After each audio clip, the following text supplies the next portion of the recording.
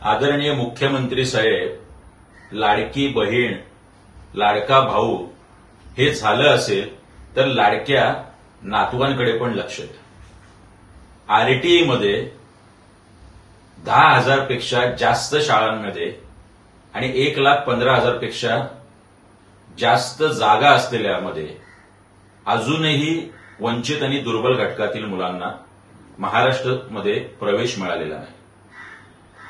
हायकोर्टात या संदर्भात जनहित याचिका दाखल आहे. ह्या वर्षी नको तो GR काढून मुख्यमंत्री आणि राज्य सरकारच्या शिक्षण मंत्र्यांनी या खाजगी शाळांना यावेळी वगळलेलं आहे. याचं मूळ कारण या खाजगी शाळांना जो परतावा द्यायचा आहे तो 1,800 कोटी रुपये द्यायला राज्य सरकारकडे पैसे नाही.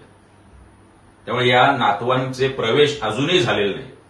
माझी मुख्यमंत्र्यांना विनंती आहे, आपण ह्या 1,800 कोटी खासगी शाळांचा परतावा लवकरात लवकर द्या आणि महिना उलटला, शाळा सुरू झाल्या तरीही अजून ह्या मुलांना प्रवेश मिळालेला नाही. यांचे प्रवेश सुकर करावे आणि पालकांना दिलासा द्यावा.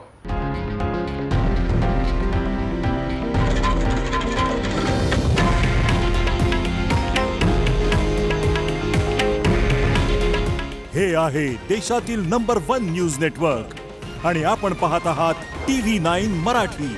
काळजी तुमची, हित महाराष्ट्राचं.